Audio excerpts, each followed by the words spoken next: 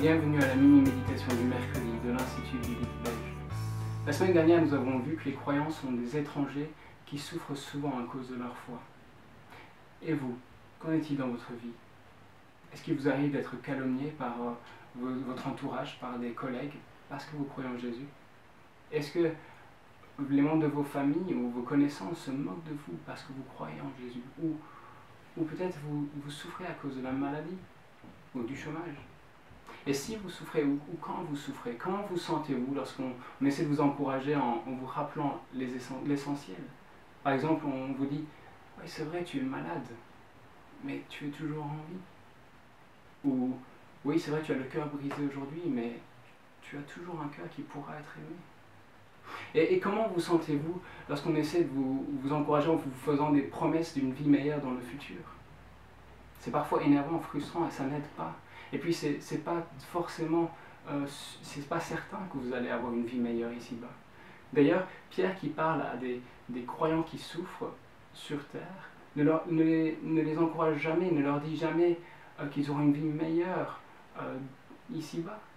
Et comme la Bible ne fait jamais de telles promesses, il est erroné de faire de telles promesses à des croyants qui souffrent.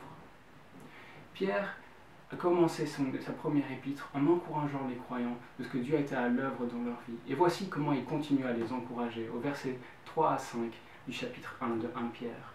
« Béni soit le Dieu et Père de notre Seigneur Jésus-Christ qui, selon sa grande compassion, nous a fait naître de nouveau par la résurrection de Jésus-Christ d'entre les morts, pour une espérance vivante, pour un héritage impérissable, sans souillure, inaltérable, qui vous est réservé dans les cieux, à vous qui êtes gardés par la puissance de Dieu au moyen de la foi, pour un salut prêt à être révélé dans les derniers temps. » Ici, Pierre encourage les chrétiens qui souffrent de deux manières. Premièrement, il leur rappelle l'essentiel qui ne dépend pas de eux, mais de Dieu. Il leur rappelle que c'est Dieu qui les a sauvés par sa grande compassion, et qui les a sauvés par la résurrection de Jésus-Christ d'entre les morts. Et cela est un réconfort et un réel encouragement, n'est-ce pas, pour les gens qui souffrent. La deuxième manière qu'il les encourage, c'est que ce sont des étrangers qui ont une destination certaine. Pourquoi? Pour deux raisons. Parce que Dieu les garde lui-même. Et deuxièmement, parce que Dieu réserve leur terre promise, cet héritage glorieux, impérissable, sans souillure, inaltérable. Et vous, qu'en est-il de vous? Est-ce que vous savez quelle est votre destination? Pouvez-vous dire que vous avez la foi, que vous êtes né de nouveau? Si ce n'est pas le cas, je vous encourage à continuer à écouter les mini-méditations et à rejoindre une église pour en savoir plus. Par contre, si vous êtes croyant, malgré vos difficultés et vos souffrances, vous pouvez être réconforté, encouragé.